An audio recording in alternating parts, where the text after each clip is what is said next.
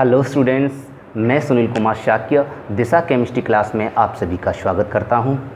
आज का टॉपिक आपके लिए बेहद इम्पॉर्टेंट है, क्योंकि आज का टॉपिक आपके लिए लेकर आया हूं मूल कंसेप्ट, मतलब मूल अवधारणा। तो क्या होती है मूल अवधारणा? तो ये टॉपिक आपके लिए वो बेहद इम्पॉर्टेंट है, ये ध्यान रखेंगे। क्यों? क्योंकि आपका सिलेबस 2020 में, मतलब इस साल आपका सिलेबस 30% कम कर दिया है सरकार ने। आपका सिलेबस ओनली 70% ही आएगा। उस 70% में क्या क्या कट कर दिया है, जो आपको हमने पिछली क्लास में आपको जो पढ़ा चुके हैं वो सारा सब कुछ कट हो चुका है। इसका मतलब वो आपके एग्ज़ाम में नहीं आएगा। तो इसलिए ये चैप्टर नंबर 1, जिसका नाम है रसायन की मूल अवधारणाएं, ठीक है, जो आप स्क्रीन पर देख पा रहे हैं, रसायन की मूल अवधारणाएं, इसमें आपका कहां से आएगा? जो आज मैं आपको वीडियो प्रोवाइड कर रहा हूं, यहीं से आपका एग्ज़ाम, बोर्ड एग्ज़ाम में आएगा। ठीक है, तो याद रखेंगे मूल कंसेप्ट आपका जो टॉपिक है वो बेहद बहुत इम्पॉर्टेंट है आपके लिए। ठीक है, ये हर एग्ज़ाम में आता है। तो इसलिए जो पिछला जो हमने क्लास लिखा दिए हैं, लेक्चर दे दिए हैं, वो इस साल नहीं आएंगे, मतलब इस साल के लिए वो वैलिड नहीं है, आप लोग ध्यान रखेंगे। ठीक है, लेकिन नेक्स्ट ईयर में, अर्थात 2021-2022 में वो सारे टॉपिक आएंगे। तो जो भी स्टूडेंट हैं, जो भी पढ़ रहे हैं, अगर यूट्यूब से पढ़ रहे हैं तो वो लोग हमें हमारी बातों पर ध्यान दें। ठीक है, तो इस साल के लिए ही इम्पोर्टेंट नहीं है पिछला वाला, लेकिन पिछला वाला बेहद इम्पोर्टेंट है। लेकिन आपके कंपटीशन लेवल के लिए वो आप अगर सीखना चाहें तो आप एक्स्ट्रा तौर पर सीख सकते हैं। तो आप सभी लोगों से एक रिक्वेस्ट है, जो छात्र केवल अपनी फर्स्ट ईयर क्लास एग्ज़ाम की तैयारी कर रहे हैं, वे छात्र यहाँ से अपना नोट्स बनाना स्टार्ट करेंगे, मतलब यहाँ से आपका एग्ज़ाम में आएगा। ठीक है, लेकिन इससे पहले थोड़ा सा और मैंने करा दिया था कि परमाणविक द्रव्यमान क्या होता है, आणविक द्रव्यमान क्या होता है, वो भी आपके सिलेबस में, इसलिए पिछला वाला लेक्चर वो भी थोड़ा सा है, आधा लेक्चर आपके सिलेबस में और आधा लेक्चर नहीं आएगा। ठीक है, तो याद आपके समझ में आ गया कि जो आज का टॉपिक है वो आपके लिए बेहद इम्पोर्टेंट है। और आज जो 2020 की शुरुआत है, 2020 के सिलेबस की जो शुरुआत है वो आज के टॉपिक से ही होती है। ठीक है, तो इसलिए मूल कंसेप्ट आपका बहुत इम्पोर्टेंट है, इसको लगा लीजिए। ठीक है, तो देखिए अब मूल कंसेप्ट क्या होता है, तो अब सबसे पहले मूल को जान लेते हैं। फर्स्ट ईयर क्लास में आप सभी ने जाना है मूल राशियां होती हैं, 7 मूल राशियां होती हैं। उन 7 मूल राशियों के 7 मात्रक होते हैं, सभी जानते हैं। 7 मूल राशियां होती हैं, जो 7 मात्रक होते हैं। उसमें जो 7वां मूल राशि है, जिसको पदार्थ कहते हैं, उस पदार्थ की जो मात्रक होता है उसको हम मूल कहते हैं। तो इसका मतलब मूल राशियों का एक मात्रक है, जिसको हम स्वतंत्र राशि भी बोलते हैं। मूल राशियों को स्वतंत्र भी कहते हैं। वे राशियाँ जो किसी पर निर्भर नहीं करती, उन्हें स्वतंत्र राशि कहते हैं, अर्थात मूल कहते हैं, मूल राशि कहते हैं। तो मूल राशियों का मात्रक होता है मूल, वहाँ मात्रक होता है। ठीक है, अब मूल मात्रक आया कैसे, ये क्या है मात्रक आखिर, तो इसको हम जान लेंगे, फिर आपको इंटरेस्ट आने लगेगा केमिस्ट्री में। इससे रिलेटेड आपको सारे न्यूमेरिकल भी आपको बहुत ईजी लगेंगे, और इससे रिलेटेड आपके एग्ज़ाम में न्यूमेरिकल अवश्य आएंगे, ये आप बात नोट कर लीजिए हमारी। ठीक, चलिए, तो न्यूमेरिकल तो बाद में कराएंगे, पहले मोल क्या होता है समझ लेते हैं। जैसे आप लोग जानते हो 1 दर्जन, अर्थात 1 डजन कितने के, जैसे 1 दर्जन कितने के बराबर होता है? 12। 1 दर्जन किसके बराबर होता है? 12। अब 12 में कोई भी राशि हो सकती है, 1 दर्जन किसी के बराबर। 1 दर्जन यहाँ गोले का मैंने यहाँ पर रिक्त स्थान छोड़ दिया, मतलब अगर मैं 1 दर्जन केला कह दूँ तो आपको कोई भी, कभी आप जैसे कोई चीज़ कहीं ख़रीदने जाते हो, मार्केट से कोई चीज़ लेने जाते हो, मान लीजिए आप केला लेने गए, तो अगर उस दुकान वाले से आपने ये कह दिया कि सर हमें 1 दर्जन केला दे दीजिए, 1 दर्जन केला दे दीजिए, तो वो कितना आपको हाथ में पकड़ा देगा? 12 केला पकड़ा देगा, है ना। इसका मतलब है यदि आप केले के स्थान पर आप मान लीजिए कपड़े लेने गए कि 1 दर्जन कपड़े दे दीजिए, तो 1 दर्जन कपड़े के स्थान पर कितने पकड़ा देगा? आपको 12 पकड़ा देगा। ठीक है, तो इसका मतलब 1 दर्जन जो है वो 12 के बराबर होता है, आप सभी जानते हैं। ठीक है, तो इसका मतलब यहाँ केला लिख दें, 1 दर्जन केला, तो इसका मतलब 1 दर्जन केला किसके बराबर हो जाएंगे? 12 केलों के, 12 केले। तो 1 दर्जन में 12 केले होते हैं। बात समझ में आ गई? ऐसे ही 1 दर्जन आपका, 1 दर्जन पशु, मान लीजिए कुत्ता, मान लीजिए 1 दर्जन कुत्ता अगर खरीदते हो तो 1 दर्जन कुत्ता अगर खरीदते हो तो वो कितने कुत्ते आपको पकड़ाएगा? 12 कुत्ते पकड़ाएगा। इसका मतलब जो दर्जन है वो भी आपका क्वांटिटी है, मात्रक है। ठीक है, वो दर्जन क्या है? आपकी क्वांटिटी है, मात्रक है। उसी प्रकार मोल भी होता है, उसी प्रकार मोल भी होता है। मैं कहूँ 1 मोल में कितने होते हैं? ठीक है, क्वांटिटी, 1 मोल में कितनी क्वांटिटी होती है? तो 1 मोल कितनी क्वांटिटी के बराबर होती है? ये 6.023 गुणा 10⁻23। ठीक है बेटा, इतनी क्वांटिटी होती है। कितनी? 1 मोल में। इतनी बात आपको समझ में आई? इसका मतलब ये क्या है? सूक्ष्म कण हैं। देखिए मेरी बात समझने की प्रयास करेंगे कि 1 मोल जो है, 1 मोल अगर हम कण ले लें, 1 मोल कण में कितने कण होंगे? तो आप कहेंगे 1 मोल कण में आपके 6.023 गुणा 10⁻23 कण होंगे। अगर हम कह दें 1 मोल समोसे ले लें, 1 मोल समोसे में, 1 मोल समोसे में कितने समोसे होंगे? तो आप कहेंगे 1 मोल समोसे में आपके 6.023 गुणा 10⁻23 समोसे होंगे। जैसे आप यहाँ 1 दर्जन समोसा ले लें, यहाँ भी आप समोसा ले लें, तो यहाँ भी आपको समोसा आपको कितने पकड़ा देगा? वो 12 समोसे पकड़ा देगा। इसका मतलब 1 दर्जन में 12 हुआ करते हैं। क्या होती है? क्वांटिटी होती है। 1 दर्जन में कुछ भी 12 हो सकती है, समोसे, केले, कपड़े, ठीक है, गाड़ी, कुछ भी, एनी अदर। तो इसका मतलब है 1 दर्जन किसके बराबर होता है? 1 दर्जन, ओनली 1 दर्जन 12 के। उसी प्रकार 1 मोल किसके बराबर होता है? 1 मोल आपका 6.023 गुणा 10⁻23 होता है। ये इतनी बड़ी संख्या है बेटा, इतनी बड़ी संख्या है जिसकी आप अगर कैलकुलेशन करते हो, आप इसको अगर कैलकुलेशन करें तो ये इतनी बड़ी संख्या है कि देखिए मैं आपको बता दे रहा हूँ, ये लगभग 6023 पर हम कितने, इस पर लगभग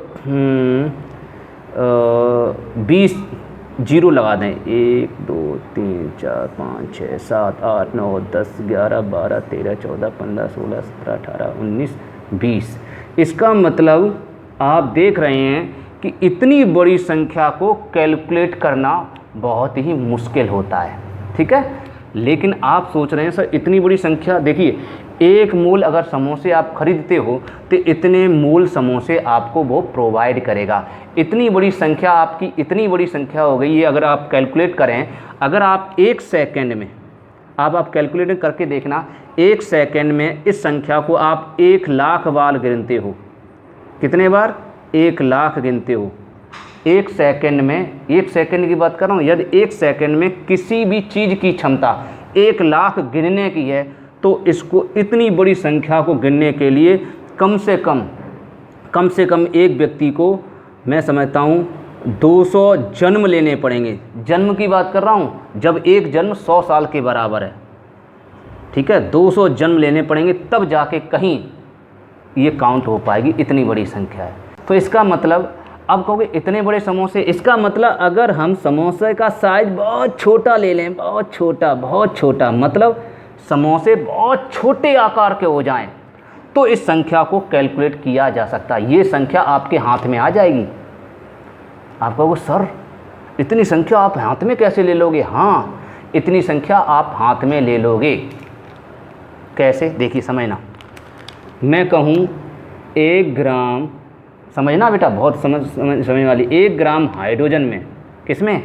1 ग्राम हाइड्रोजन में कितने हाइड्रोजन होंगे? तो 1 ग्राम हाइड्रोजन में इतने ही हाइड्रोजन होंगे, इतने H होंगे। 1 ग्राम हाइड्रोजन में 6.023 गुणा 10⁻23 हाइड्रोजन होंगे। बताइए, इसका मतलब हाइड्रोजन के कणों का साइज कितना छोटा होगा। आप कल्पना कीजिए कि हाइड्रोजन के कणों का साइज, जो कण हैं वो कितने छोटे आकार के होंगे, जिनको हम केवल 1 ग्राम को तो आप हथेली पे रख सकते हो।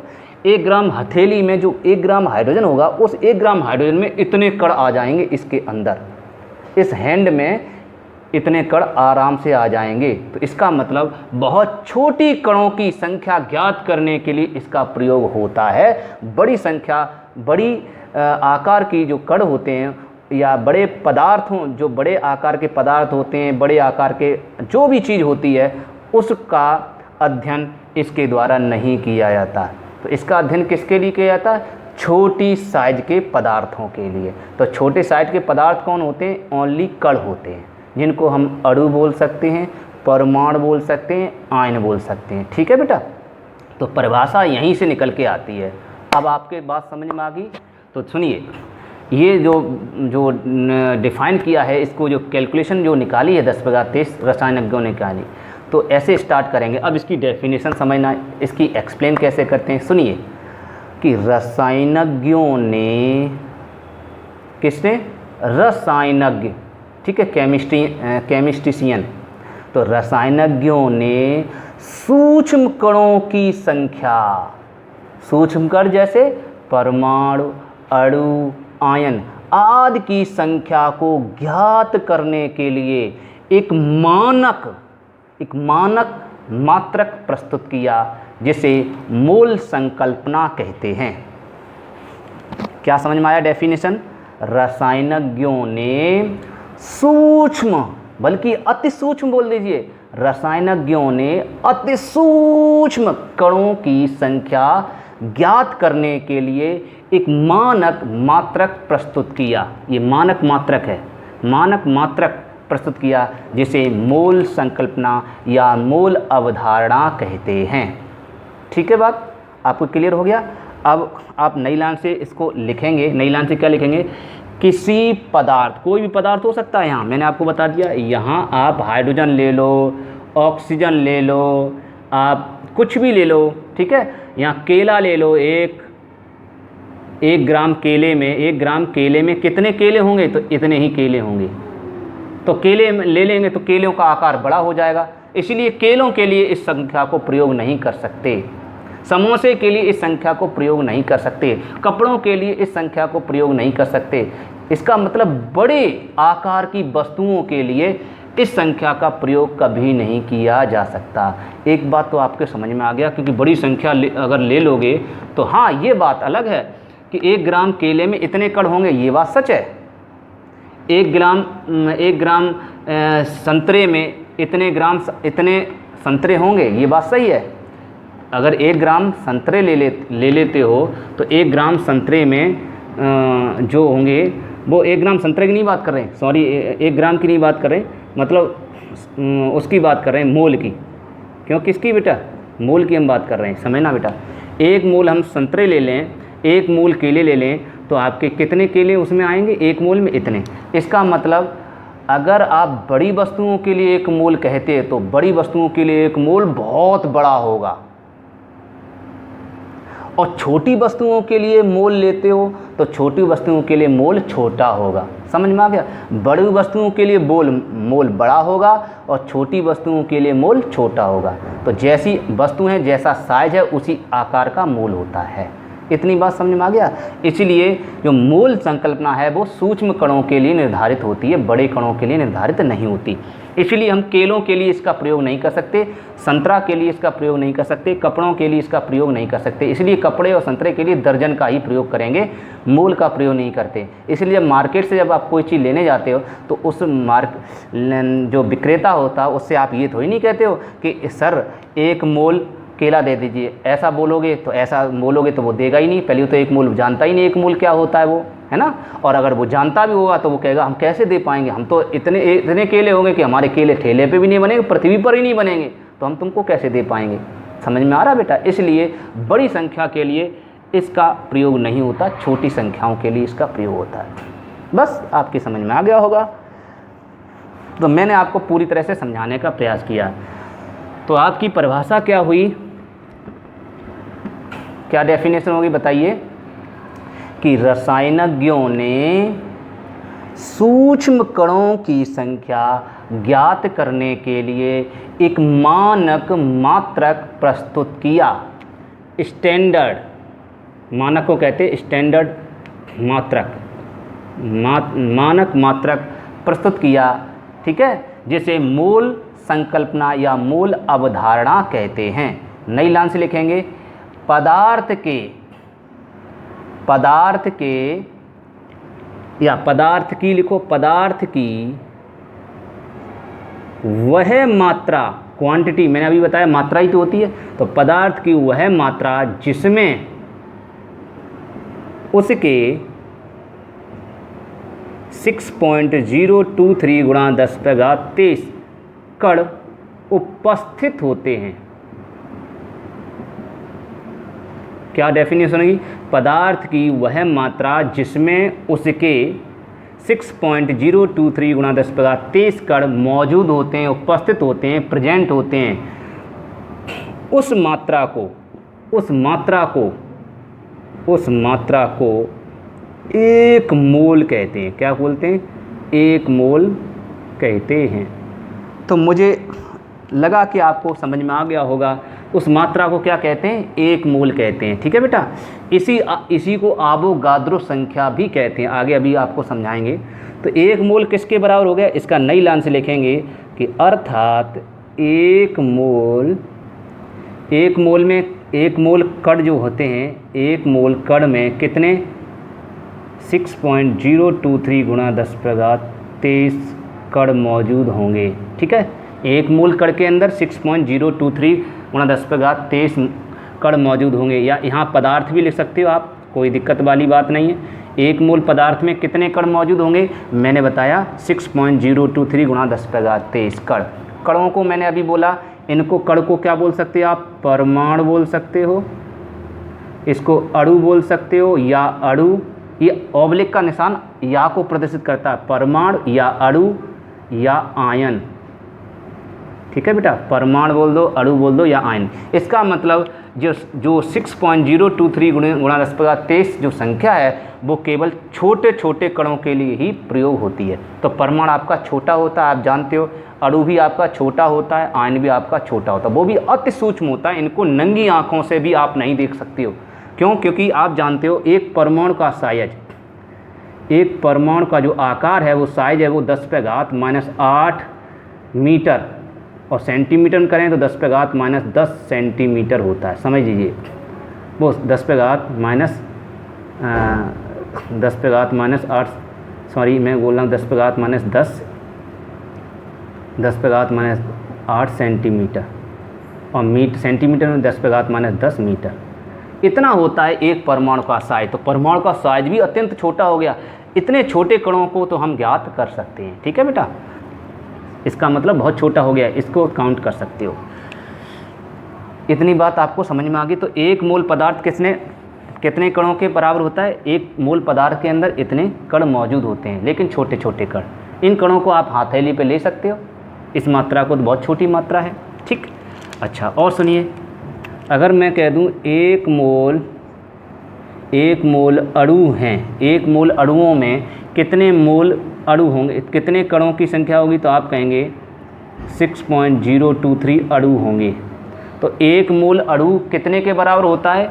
एक मोल अणु 6.023 गुणा 10⁻23 अणुओं के बराबर होता है। मॉलिक्यूल्स, अणु को क्या बोलते हैं? मॉलिक्यूल्स। एक मोल मॉलिक्यूल्स बराबर 6.023 गुणा 10⁻23 मॉलिक्यूल्स। इसी प्रकार एक मोल आप इलेक्ट्रॉन ले लो, लेकिन छोटा कण लेना पड़ेगा, इधर आपको छोटा ही मानना पड़ेगा, इलेक्ट्रॉन भी छोटा होता है। तो एक मोल इलेक्ट्रॉन बराबर कितने इलेक्ट्रॉन होंगे? तो आप कहेंगे एक मोल में इलेक्ट्रॉनों की संख्या कितनी होगी? एक मोल में 6.023 गुणा 10⁻23 इलेक्ट्रॉन मौजूद होंगे, है ना? आपके समझ में आ गया। इसी प्रकार एक मोल प्रोटॉन की बात करें कि एक मोल प्रोटॉन में कितने प्रोटॉन होंगे? तो आप कहेंगे इतने प्रोटॉन होंगे। तो आपके समझ में आ गया होगा। ऐसे ही एक मोल आयन की बात करें, एक मोल आयन में कितने आयन होंगे? तो आप कहेंगे 6.023 आयन। ठीक है, तो इतनी बात आपके समझ में आ गई। तो ये चीज़ अगर आपके समझ में आ गई तो इसके न्यूमेरिकल कितने इजी होते हैं वो आप जान लेंगे कि कितना आसान है इसके न्यूमेरिकल को लगाना। ठीक है।